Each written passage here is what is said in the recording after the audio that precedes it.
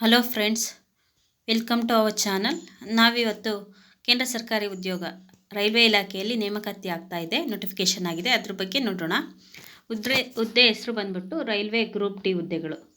ಎಷ್ಟು ಹುದ್ದೆ ಇದ್ದಾವೆ ಅಂದರೆ 32,438 ಹುದ್ದೆಗಳಿದ್ದಾವೆ.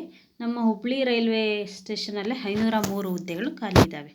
ಇದಕ್ಕೆ ಏನು ಓದಿರಬೇಕು? ವಿದ್ಯಾರ್ಹತೆ ಬಂದ್ಬಿಟ್ಟು 10ನೇ ತರಗತಿ SLC ಪಾಸ್ ಆಗಿದ್ದರೆ ಸಾಕು.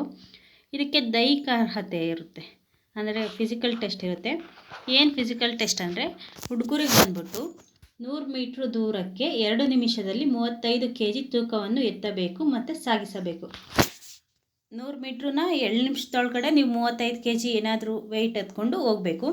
ಮತ್ತು 1 ಕಿಲೋಮೀಟ್ರನ್ನ 4 ನಿಮಿಷ 15 ಸೆಕೆಂಡಲ್ಲಿ ಓಡಬೇಕು.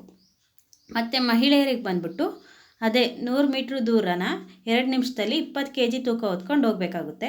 ಮತ್ತು 1000 ಮೀಟ್ರ್ ಅಂದರೆ 1 ಕಿಲೋಮೀಟ್ರನ್ನ 5 ನಿಮಿಷ ಮತ್ತು 40 ಸೆಕೆಂಡಲ್ಲಿ ಓಡಬೇಕಾಗುತ್ತೆ.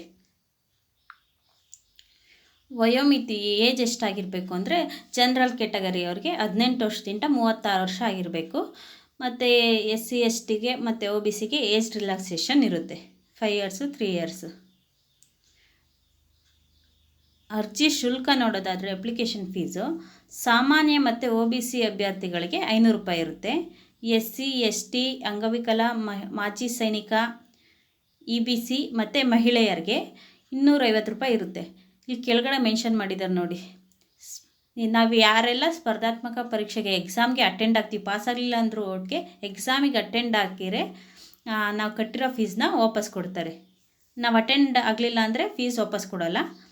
500 ರೂಪಾಯಿ, 250 ರೂಪಾಯಿ. ಆನ್ಲೈನ್ ಮೂಲಕ ಅರ್ಜಿ ಸಲ್ಲಿಸಬೇಕಾಗುತ್ತೆ.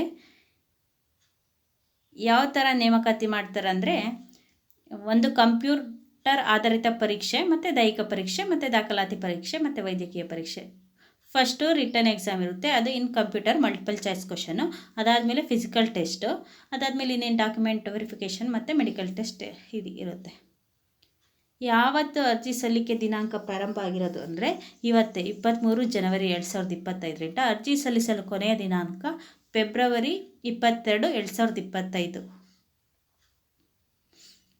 ಯಾವ ವೆಬ್ಸೈಟಲ್ಲಿ ನೀವು ಅರ್ಜಿ ಸಲ್ಲಿಸಬೇಕು ಅಂದರೆ https://rrbbnc.government.in. Thank you for watching. Please subscribe our channel for more information.